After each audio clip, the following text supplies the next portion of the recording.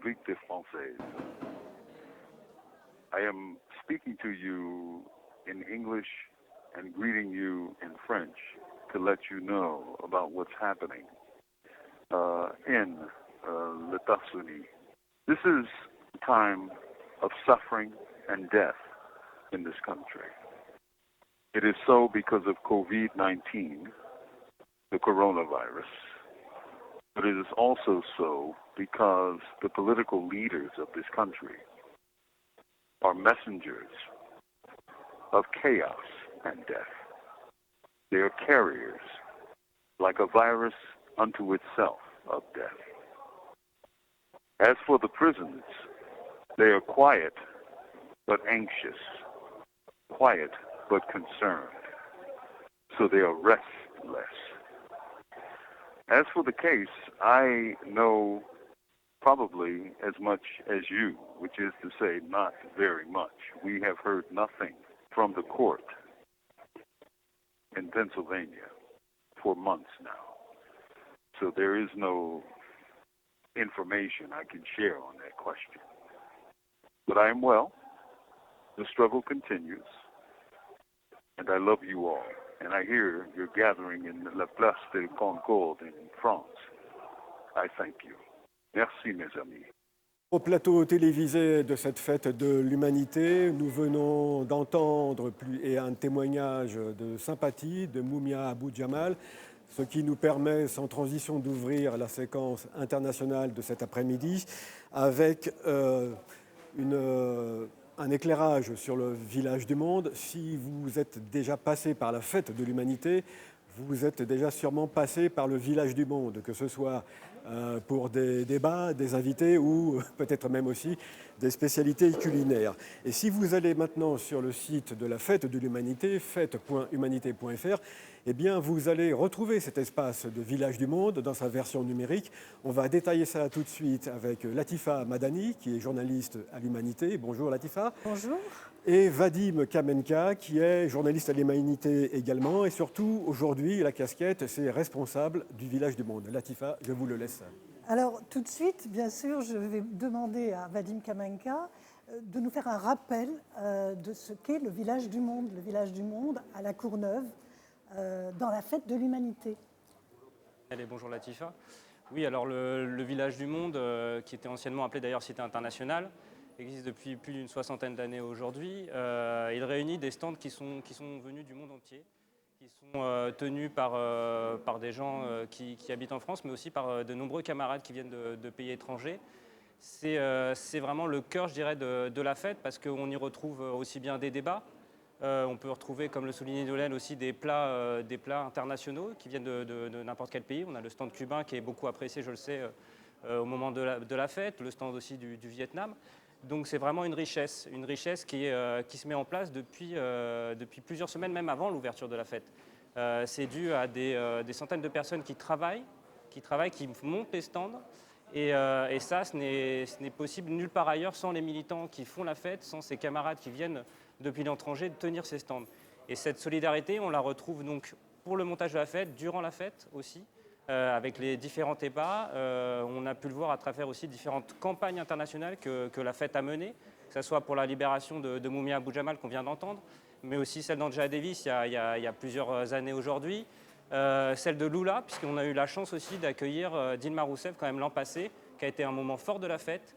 Il faut rappeler tous ces combats parce que je pense que c'est le cœur de la fête, vraiment, ce village international, cette cité internationale.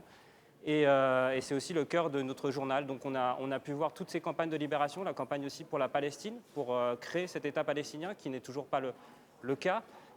Des campagnes aussi de libération de Nelson Mandela. C'est quand même le journal et la Fête de l'Humanité qui ont fait connaître le sort de Nelson Mandela, de ses militants en Afrique du Sud, la lutte contre l'apartheid. C'est grâce au journal et grâce à la fête qu'on a pu les libérer. Et le premier message qu'il a adressé quand il est venu en France, c'était de recevoir des camarades du journal. Alors, merci pour ce rappel, effectivement, Vadim Kamenka. Alors, aujourd'hui, la fête ne peut pas se tenir comme elle se tenait, c'est la fête de Lima autrement. Alors, est-ce que tu peux nous dire où et comment retrouvera-t-on le Village du Monde dans cette fête de Lima autrement ? Oui, alors on peut déjà la retrouver ici à l'espace de la Belle-Îloise, il y aura en gros 3 temps forts, 3 débats importants. Il y aura le débat en gros sur Nouvelle Guerre froide et monde multipolaire, avec Dominique Vidal et Philippe Goluc, qui sont deux spécialistes, 2 universitaires et un journaliste. On aura aussi un deuxième temps fort autour de la Palestine. On aura normalement Leïla Chalil qui sera en direct. Donc c'est un deuxième temps fort de la fête ici à l'espace de la Belle-Lilloise. Et on terminera par peut-être une première déjà française, mais même européenne, il me semble. C'est le message de Mumia, qu'on aura en direct depuis sa prison. Si tout se passe bien sûr, si les autorités pénitentiaires le laissent parler et communiquer avec nous. Mais en tout cas, c'est une première. Je pense qu'on a vu ça nulle part ailleurs. Et donc ça clôturera cet espace, en tout cas à la Belle-Îloise, de débat de la tranche internationale le dimanche. On peut aussi retrouver, il est vrai... On peut préciser que c'est dimanche à 13h à 17h. À 17h. À 17h, et ça sera à l'espace Kilowatt, pardon, parce que je me suis trompé, Voilà, c'est pas l'espace Belle-Îloise, c'est à l'espace Kilowatt. Kilowatt à Vitry. À Vitry, tout Oui. à fait. Puisque à l'espace Kilowatt aussi, on pourra retrouver quelques stands du Village du Monde. Il y en a que 8. On a dû en sélectionner, mais au moins c'est déjà un petit aperçu de ce qu'est le Village du Monde actuellement. On pourra aussi retrouver des messages vidéo qui seront sur le site internet. On en a sélectionné là aussi quelques-uns. Je pense qu'il y en a 2 qui retiennent notre attention. Il y a celui du père d'Assange, John Shipton, donc le père de Julian Assange, qui, vous savez, est actuellement en procès et emprisonné en Grande-Bretagne. Il appelle à sa libération. Le journal a mené aussi cette bataille. On a fait souvent des unes du quotidien dessus, parce que c'est inadmissible qu'aujourd'hui, un journaliste, quelqu'un qui s'est battu pour la liberté, doive se défendre d'avoir voulu diffuser des informations. Au XXIe siècle, c'est quand même assez traumatisant de devoir se dire qu'un journaliste peut être emprisonné. Je pense que le deuxième témoignage, qui nous a attiré notre attention, c'est celle d'une camarade brésilienne, Jandira Fergali, qui est députée et qui aujourd'hui, dans le pays qu'est le Brésil, sous Bolsonaro, doit se battre parce qu'elle est une femme, parce qu'elle est communiste. Et donc aujourd'hui, elle nous adresse un message, je pense, qui est très riche, et je vous invite d'ailleurs à l'écouter. Alors, Vadim Kamenka, le monde connaît une effervescence particulière ces 2 dernières années, notamment partout, du nord au sud, d'est en ouest. Une effervescence pleine d'incertitudes, pleine de dangers, mais aussi pleine de lutte et d'espoir. Alors, cette fois-ci, le Village du Monde a voulu mettre l'accent sur quel point chaud et quel message veut-il faire passer ? Je pense que le principal message, encore une fois, c'est celle de la solidarité. Solidarité, comme je vous le disais, avec ce témoignage d'une députée brésilienne qui subit de plein fouet le fascisme qui est aujourd'hui la règle dans ce pays. Elle parle de lutte pour la démocratie. Elle parle aussi de ce que le système aujourd'hui capitalisme fait de pire avec ce système Bolsonaro. Donc je pense que la solidarité, c'est vraiment une solidarité entre peuples, comme le témoignage de cette députée. On a la même chose exactement en Bolivie aussi, pays, on le voit, où un gouvernement de gauche a été renversé par un coup d'État. Evo Morales avait été élu, on a décidé autrement. Aujourd'hui, il y a encore des appels et des procédures qui sont lancées contre lui. On veut criminaliser cette personne qui est quand même réfugiée, on parle d'un ancien président, qui est réfugié en Argentine. Voilà, on a ces témoignages de solidarité. Il y a un focus particulier sur l'Amérique du Sud ? Un focus, je pense, particulier sur l'Amérique du Sud, parce que c'est un continent qui nous tient à cœur, mais il y a aussi le Maghreb. Je pense que tout ce qui s'y passe, notamment en Algérie, attire notre attention. On a énormément de journalistes qui se rendent sur place, comme Rosa Moussaoui, comme Latifa aussi Madani, qui a écrit pas mal sur le sujet, comme Najim Touabia. C'est notre richesse aussi de pointer ces zooms-là aujourd'hui, parce que l'Algérie, on le voit, il y a encore des dizaines de journalistes qui sont emprisonnés, des centaines d'opposants. Donc voilà, c'est un message, je pense, de solidarité et d'espoir, parce qu'on voit que quand il y a des combats, la lutte paie. Alors, il y a eu aussi quand même des points chauds particuliers. Je pense au Liban, le mouvement Black Lives Matter aux États-Unis, la Biélorussie. Alors, comment cela va se traduire ? Pour le Liban, on a un espace solidarité avec donc, le Secours populaire français qui aura lieu à la Villette, mais on a aussi des camarades libanais qui seront au Kilowatt à Vitry pour justement, par la forme de dons, mais aussi la forme de discussion, échanger sur la situation des Libanais. On a le message aussi d'une jeune Libanaise qu'on peut retrouver aussi en vidéo, Rima, qui fait partie du mouvement du 17 octobre et elle se bat avec ses camarades au quotidien pour essayer de reconstruire le Liban. Puisqu'on le sait aujourd'hui, il y a des tensions communautaires et elle essaye que la jeunesse se mêle et veulent changer le pays par un autre système politique. Sur les États-Unis, tu le soulignais, Latifa, je pense que c'est important. Depuis maintenant plus d'une année, on a vu que les violences policières sévissent aux États-Unis. Il y a un mouvement de fond qui s'est projeté avec la mort de George Floyd. Christophe Deroubet, qui est notre journaliste spécialiste des États-Unis, avec Bruno Audan, on a longuement parlé dans les tribunes, dans les colonnes de l'Humanité, mais c'est vraiment un mouvement de fond dans la société américaine. Quelque chose de nouveau est en train de se construire. Et je pense que les élections qui auront lieu le 4 novembre seront peut-être une première réponse, forme de réponse à ce mouvement qui se poursuit maintenant depuis plusieurs semaines. Alors il y a justement, il y a deux débats. Oui, Lionel Venturelli. Justement, oui, Vadim, vous l'avez évoqué, le cas de Julian Assange, il se bat actuellement, le lanceur d'alerte, il se bat actuellement pour éviter son extradition et vous avez obtenu un document exceptionnel qu'on se propose de proposer à nos téléspectateurs. C'est le père de Julian Assange, obtenu donc il y a quelques jours. Si on me dit que ce témoignage est prêt, on le regarde.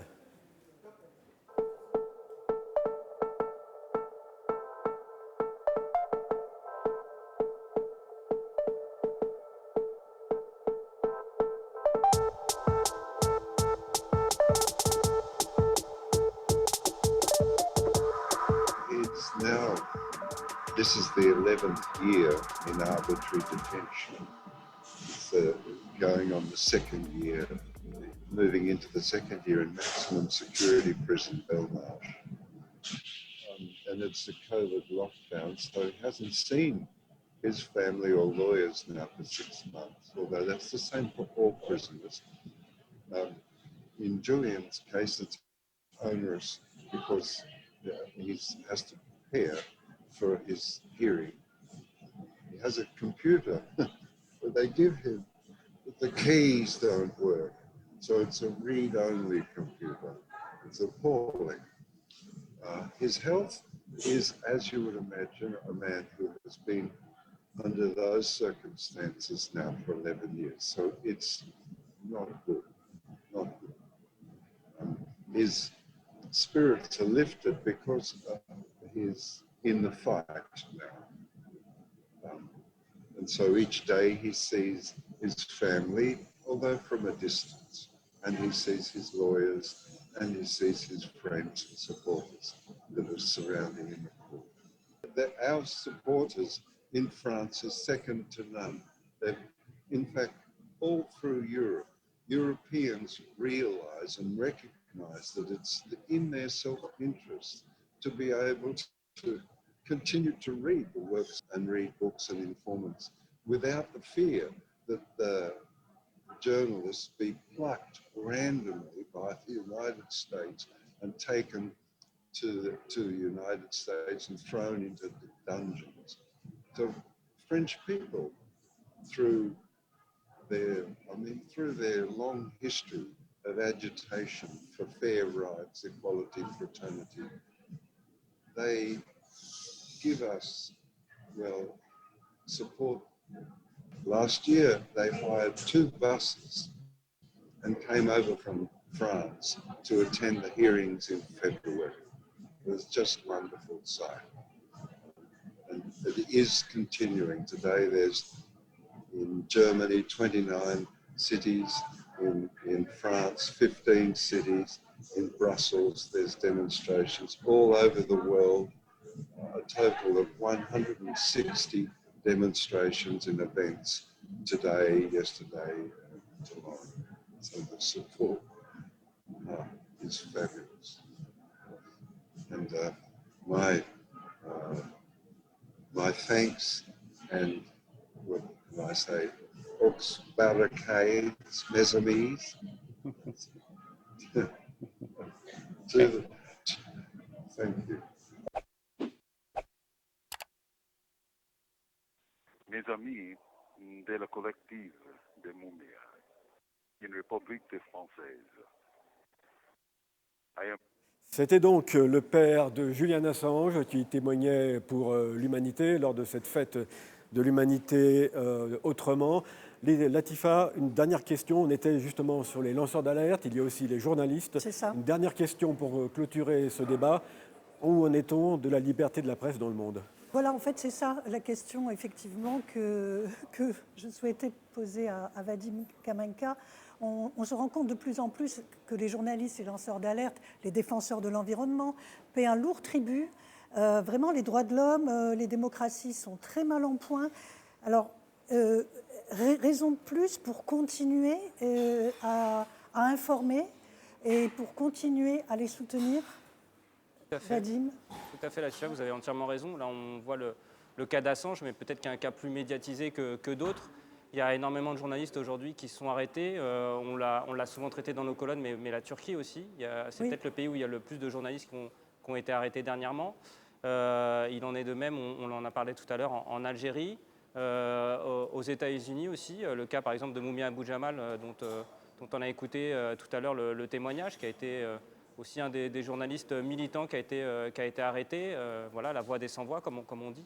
La presse aujourd'hui, en effet, est cible de régimes qui n'acceptent pas qu'une autre voix, qu'une alternative soit entendue, qui n'acceptent pas qu'on creuse des affaires qui les mettent en difficulté et qui défendent une alternative au système actuel.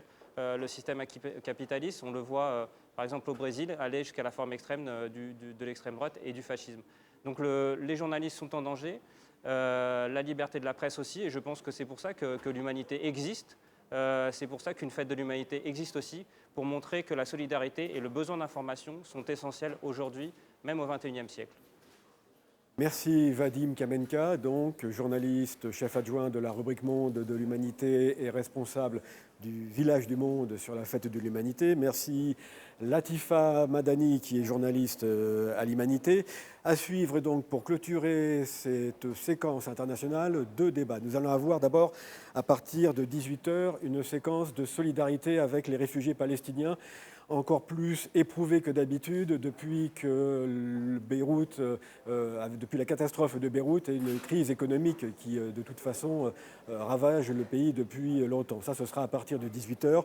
Mais là, auparavant, à partir de 17h, c'est-à-dire d'ici quelques minutes, depuis le loft de la Bellevilloise, nous allons avoir un débat animé par Christophe Deroubaix, qui est le spécialiste à l'humanité des États-Unis, auteur de plusieurs livres sur la question, autour d'une question géopolitique, mais quand la géopolitique se met en branle, elle intéresse un peu tout le monde. Va-t-on vers un monde multipolaire ? Le débat peut démarrer depuis le loft. À vous le loft.